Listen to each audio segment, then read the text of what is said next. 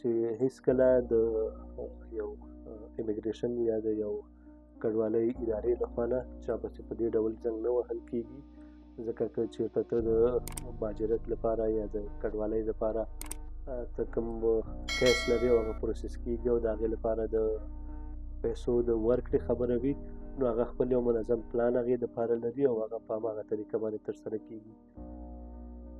ځینې کمپنۍ غواړي چې کله ناکله خپلې کمپنۍ په خپله هیک کړي.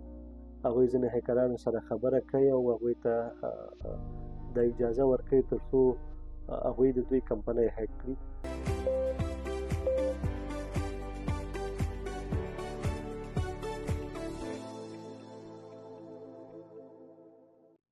سلامونه ګرانو دوستانو، هیله ده چې ټول رک روغ خوشحاله او د صحت جامې مو په تن اوسي.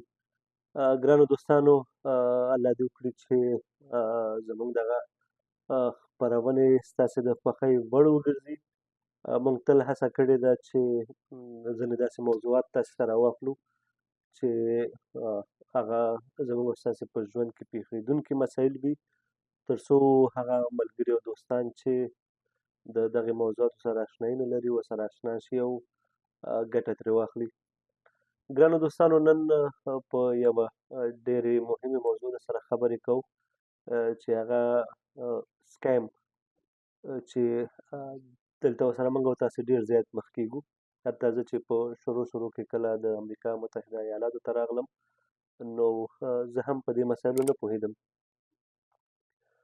ما ته به وخت ناوخت ټلیفونونه کېدل، ایمیلونه راته راتلل او میسیجونه راته راتلل، نو هغوی به زما نه د ځینې معلوماتو غوښتنه کوله، خو دا چې دلته ځینې ملګري او دوستان وو چې د راتګ سره سمې زه په بعضې مسایلو باندې آګاه کړم او په دې باندې وپوهولم چې دغسې اړیکو ته باید ځواب ورنه کړل شي یا هېچا سره باید خپل شخصي معلومات شریک نه شي. نو په همدغې موضوع باندې مو درته یو څه ناڅه معلومات راټول کړي دي تر څو څنګه د سکیم یا درغلۍ څخه ځان وساتو، تر څو ستاسې هغه شخصي کومه ډیټا چې ده یا ستاسې معلومات چې کوم دي هغه د سکیمرانو یا درغلي کوونکو لاس ته ورنه شي.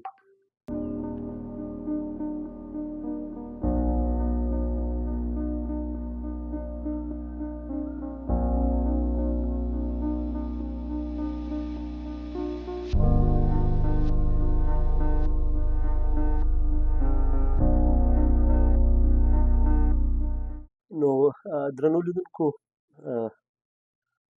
سکیمران یا درغلي کوونکي تل هڅه کوي چې تاسې په یو بانه او بله بانه باندې ستاسې نه هغه ستاسې شخصي معلومات ترلاسه کړي، چې اکثره وخت هغوی ته موږ خپل معلومات په خپله ورکوو، یعنې موږ په دې نه پوهېږو چې دوی درغلي کوونکي دي او غواړي چې زموږ معلومات غلا کړي. نو په همدې خاطر موږ ورسره خپل معلومات شریکوو او دوی بیا د موقع نه په ګټې اخیستنې سره زموږ معلوماتو باندې کولی شي چې زموږ موبایل هیک کړي یا همدارنګه زموږ کمپیوټر ته او زموږ شخصي ډیټا ته او زموږ بانکي حسابونو ته لاره پیدا کړي. درنو دوستانو، درغلي هغه وخت دی چې یو څوک ستاسې د شخصي معلوماتو یا پیسو د غلا کولو لپاره دروغ وایي، چې دا یو غیر قانوني کړنه ده چې د بدمرغه په نن سبا وخت کې دغه مسلې ډېرې زیاتې دي. ګرانو دوستانو، تر ټولو مهم زموږ او ستاسې هغه معلومات دي چې هغه باید پټ پاتې شي. زموږ او ستاسې ادرسونه دا باید شریک نه شي د چا سره، ځکه دا د هغوی لپاره یو کیو دی. سکیمر هغوی هغه د هغوی د سکیم کولو هغه لومړی پړاو دی چې هغوی ستاسې ادرس پیدا کوي او د ادرس نه وروسته بیا هغوی کولی شي چې ستاسې په اړه معلوماتونه پیدا کړي. خو دا چې زموږ او ستاسې ادرسونه پټ نه پاتې کېږي او هغوی په اسانۍ سره کولی شي چې زموږ او ستاسې ادرسونه پیدا کړي، خو دې ته ورته هغه نور کوم زموږ او ستاسې د بانکي حساب او کریډټ کارت کوم نمبرې چې دي یا همدارنګه د سوشل سیکیورټي یا ټولنیز امنیت شمیرې چې کومې دي دا باید بیخي خوندي اوسي. د دې په اړه باید هیڅ چاته موږ او تاسې معلومات ورنه کړو. د طبي بیمې شمېره چې ده هغه باید چا سره شریکه نه کړو. نو کله چې تاسې نه څوک د دغې پورته مسایلو چې موږ درته یاد کړل د دې په اړه نه د توضیحاتو غوښتنه کوي، نو په دې اړه باندې ډېر زیات محتاط اوسئ. دا معلومات یوازې هغه چاته ورکړئ چې تاسې ورباندې پوره باور کولی شئ. یعنې د ټلیفون د لارې، د ایمیل د لارې او د میسج د لارې هغه څوک چې تاسې نه پیژنئ او د تاسې غوښتنه کوي د دغې مسایلو په اړه چې هغه ستاسې سوشل سکیورټي ده د هغې د نمبر غوښتنه کوي تاسې نه، یا د اکاونټ نمبر تاسې نه غواړي، په دې بهانه چې موږ غواړو چې تاسې ته ډالۍ درکړو یا تاسې ته قرضه درکړو. یعنې په هره بهانه تاسو سره اړیکه نیولی شي او له تاسې د دغه پورته ادرسونو غوښتنه کولی شي. نو په دې مسله کې ډېر زیات محتاط اوسئ. هیڅ چا سره دا معلومات مه شریکوئ. په لینکونو باندې کلیک مه کوئ او د هغې خلکو لخوا لیږل شوي ضمیمې مه خلاصوئ چې تاسو ته یې د برېښنالیک د لارې رالیږلي وي او تاسې هغه نه پیژنئ. درنو دوستانو، هیڅکله هغه لینکونه مه خلاصوئ چې هغه ستاسو ته واتساپ ته او یا هم ایمیلونو ته راځي او تاسې هغه نه پیژنئ چې دا چا لیږلي دي. اکثره داسې لینکونه د داسې ایمیلونو نه راځي چې موږ او تاسو فکر کوو چې دا کوم دولتي ارګان دی او یا هم کوم رسمي ادرس دی، خو داسې نه دي. هغوی تل کوشش کوي چې له داسې ایمیلونو نه استفاده وکړي، په داسې نومونو باندې ایمیلونه جوړوي او په داسې هغه خپل د لینکونو هغه طرحې چې دي هغه داسې ډیزاین کوي تر څو موږ او تاسې په دې باندې تیر باسي او موږ هغه لینک خلاص کړو. که چېرې موږ هغه لینک خلاصوو نو زموږ هغه ټوله شخصي ډیټا چې کومه ده موږ سره په موبایل کې یا موږ سره په کمپیوټر کې هغه د هیکرانو لاسته غورځېږي او هغوی پرې استفاده کولی شي. درنو دوستانو، یو شی چې ډېر عام دی کله چې موږ او تاسې په موبایل کې کوم اپ انسټالو نو په دې کې باید ډېر زیات محتاط اوسو.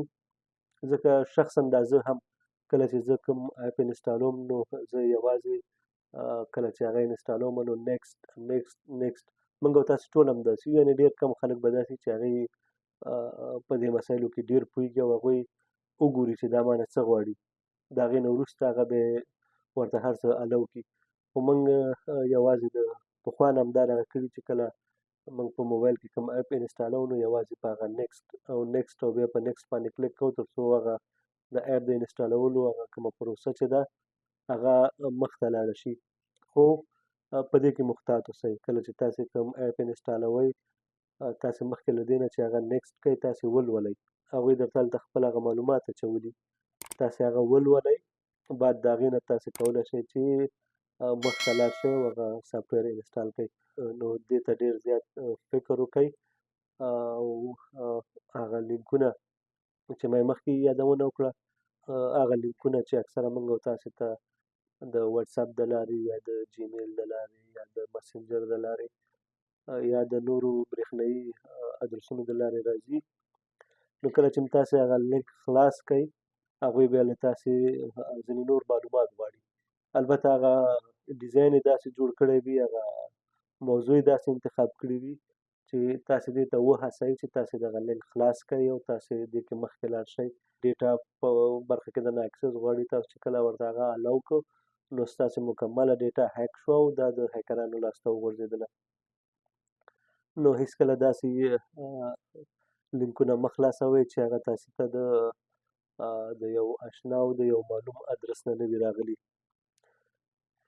که چیرې څوک د ټلیفون د لارې تاسې نه د معلوماتو غوښتنه کوي، د بېلګې په توګه ستاسې حساب د یوې ستونزې له امله بند او یا دا چې اړتیا لرئ خپل شخصي توضیحات تازه کړئ، نو په دې مسایلو کې ډېر محتاط اوسئ. ګرانو دوستانو، هیڅکله د ټلیفون د لارې که هغه هر څوک وي او له تاسې د معلوماتو غوښتنه کوي تر څو چې مطمئن شوي ناستئ تاسې هیچا سره خپل شخصي معلومات مه شریکوئ. تل لپاره 2 ځلې یو شی وګورئ چې آیا دا برېښنالیک پته اعتبار لري، سمه ده او که نه. درنو دوستانو، هر کله چې تاسې ته برېښنالیک راځي نو تاسې هغه وګورئ. هغه یو ځل نه، دوه ځل نه، درې ځلې وګورئ چې آیا دغه برېښنالیک چې ماته راغلی دا د اعتبار لري که نه لري. دا چې د کوم ادرس ماته راغلی دی هغه ادرس اعتبار لري که نه لري. بیړه مه کوئ، ښه په ارامه باندې په قلاره باندې تاسې هغه د ایمیل او یا د هغه ادرس په اړه باندې پلټنه وکړئ د کوم نه چې تاسې ته ایمیل راځي. ځکه چې هیکران کولی شي د دولتي ادارو په نوم باندې ایمیلونه جوړ کړي او هغوی تاسې ته ایمیلونه وکړي او ستاسې معلومات له ځانه سره واخلي. ګرانو دوستانو دغه مسله نن سبا د مهاجرت او د کډوالۍ په برخه کې هم ډیره زیاته ده. اکثره وخت هغه چا چې هغوی کیسونه اچولي وي هغوی د یو هیواد ته د تګ لپاره خپل اسناد جمع کړي وي، نو هغوی سره اړیکې نیول کېږي او خصوصا بیا هغه کسان چې هغوی په سپانسر باندې یو هیواد ته ځي نو هغوی سره د هیکرانو د لورې تماسونه نیول کېږي چې تاسې باید خپل فیس جمع کړئ، ستاسې کیس اپروول ته نږدې دی، تاسې مو خپل د اکاونټ نمبر راکړئ، تاسې خپل فیسونه جمع کړئ.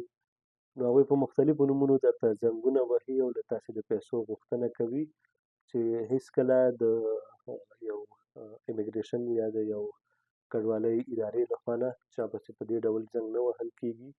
ځکه که چېرته ته د مهاجرت لپاره یا د کډوالۍ لپاره ته کوم کیس لرې او هغه پروسس کېږي او د هغې لپاره د پیسو د ورکړې خبره وي نو هغه خپل یو منظم پلان هغې دپاره لري او هغه په هماغه طریقه باندې ترسره کېږي. نو هیڅکله تاسې په داسې اړیکو باندې باور مه کوئ. کله که تاسو ته زنګ وهل کېږي د مهاجرت د استازي په نوم باندې او له تاسې د پیسو غوښتنه کېږي یا له تاسو د اسنادو غوښتنه کېږي نو په دې برخه کې محتاط اوسئ او چا سره معلومات مه شریکوئ.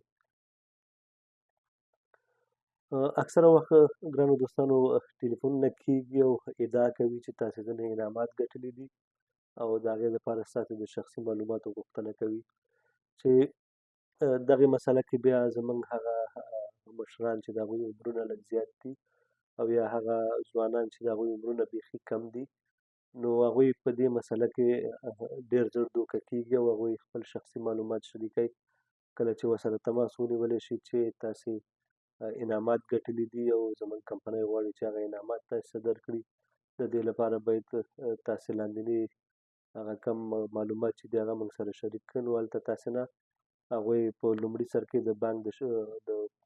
د بانک یا د اکاونټ نمبر غواړي او هغې سره ترڅنګ کیدای شي ستاسې د زیږېدنې نیټه او داسې نور معلومات غواړي چې د دې معلوماتو په ترلاسه کولو سره بیا ډېر په اسانۍ سره کولی شي چې هغوی ستاسې هغه اکاونټ چې دی هغه هیک کړي او ستاسې اکاونټ ته لاره پیدا کړي او ستاسې کومې پیسې چې دي هغه درڅخه غلا کړي.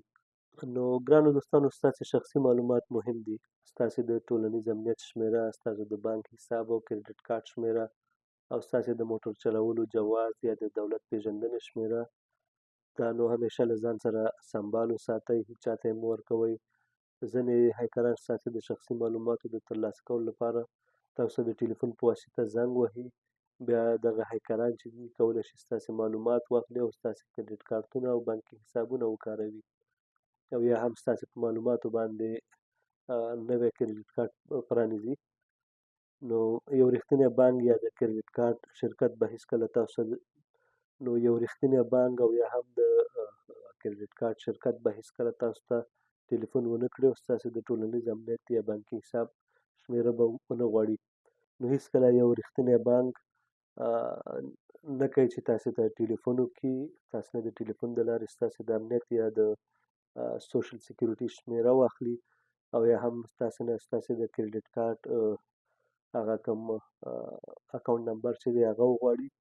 نو دا ټلیفونونه ټول دروغجن وي، دا ټلیفونونه ټول د سکیمرانو د لورې کېږي او هغوی کوشش کوي چې تاسې غلط کړي او ستاسې حسابونو ته لارې پیدا کړي.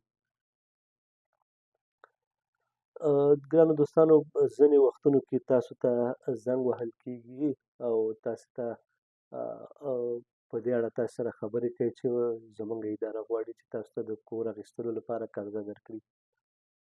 نو په دې برخه کې هم ډېر زیات محتاط اوسئ ګرانو دوستانو چې هېڅکله ورسره معلومات شریک نه کړئ. هغوی تل کوشش کوي هغوی یو ځل یو انسان مطالعه کوي، هغوی ګوري چې دغه شخص په کومه برخه کې ستونزه لري، نو هغوی ستاسې هماغه منفي نقطه راخلي. کله چې یو کډوال نوی یو هېواد ته راکډه شي نو طبعا هغه د ډېرو مسایلو سره مخ کېږي دلته. په لومړي سر کې خو هغوی هڅه کوي چې مطلب ځان ته هغه بانکي حساب پرانیزي، نو هغوی هڅه کوي چې په دې برخه کې غلطي او د دوی هغه معلومات غلا کړي او د دوی په معلوماتو باندې کولی شي چې هغوی کریډټ کارت پرانیزي او یا ځینې نور او یا هم د دوی په معلوماتو باندې ځینې نور غیر قانوني کړنې ترسره کړي. په دویم قدم کې نو بیا هغوی په دې باندې پوهېږي چې دغه شخص چې دی دا کور ته ضرورت لري تر څو ځان ته یو کور واخلي. اکثره وخت که موږ په سرچ کوو په ځینې ویب سایټونو باندې موږ کوشش کوو چې د خرڅلاو لپاره کور وګورو یا د کرایې لپاره کور وګورو، نو دا معلومات هغوی ترلاسه کوي. هغوی د شخص نه دا معلومات ترلاسه کوي او هغوی ګوري چې دغه شخص د څه شي په پلټنه کې دی، نو هغوی په هماغه موضوع کې تا سره بیا تماس نیسي او کوشش کوي چې ستا معلومات واخلي، یا خو درنه په دې باندې معلومات اخلي چې زموږ کمپنۍ غواړي چې تاسو ته د کور اخیستو لپاره قرضه درکړي، خو له دې مخکې باید تاسو خپل معلومات موږ سره شریک کړئ چې موږ وګورو چې تاسو دغه قرضې لپاره وړ یاست که نه یاست. نو په دې برخه کې که چېرته داسې اړیکې ترلاسه کوئ نو هیله ده چې هېڅکله دوی سره خپل هغه شخصي معلومات شریک نه کړئ تر څو د هغه خپلو شخصي معلوماتو ساتنه مو کړې وي او په راتلونکي کې له کومې ستونزې سره مخ نه شئ. درنو دوستانو درغلي چې کومه ده نو دا کله ناکله ځینې غټې کمپنۍ چې دي هغوی پخپله کوي. مطلب مې څه دی، ځینې کمپنۍ غواړي چې کله ناکله خپلې کمپنۍ پخپله هیک کړي. هغوی ځینې هیکرانو سره خبره کوي او هغوی ته دا اجازه ورکوي تر څو هغوی د دوی کمپنۍ هیک کړي. د دوی هغه د هیک کولو مطلب دا وي تر څو وګوري چې د دوی کمپنۍ چې ده یا د دوی دغه شرکت چې دی یا د دوی دغه کومه اداره چې ده دا څومره سکیور ده. نو په همدې خاطر باندې هغوی کوشش کوي چې هغه کمې منفي نقطې چې دي د کومو نقطو نه چې د دوی دغه شرکت یا کمپنۍ او یا اداره یا دغه ویب سایټ یې که هر څه وي د کومې نقطې نه چې دا ضعیفه وي نو دوی بیا په آینده کې په هغه نقطو باندې کار کوي تر څو د په آینده کې د هیکرانو لاس ته ونه غورځېږي. نو دوی طبعا پخپله د ځینې هیکرانو سره خبره کوي او د هغوی غوښتنه کوي چې د دوی هغه ویب سایټ او یا هم کومه اداره چې وي دا هیک کړي. نو ګرانو دوستانو نن سبا دا چې ټکنالوژي څومره پرمختګ کوي په هماغه اندازه ورسره درغلي هم زیاتېږي.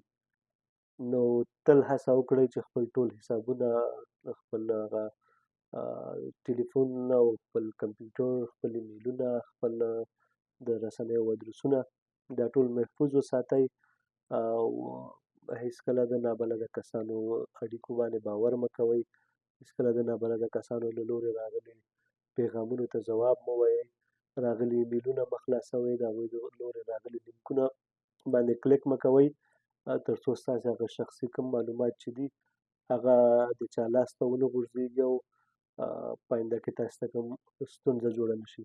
نو ګرانو دوستانو هیله ده چې دغه معلومات مو خوښ شوي اوسي او هڅه وکړئ چې په دغه برخه کې ډېر زیات محتاط اوسئ تر څو د کومې ستونزې سره مخ نه شئ.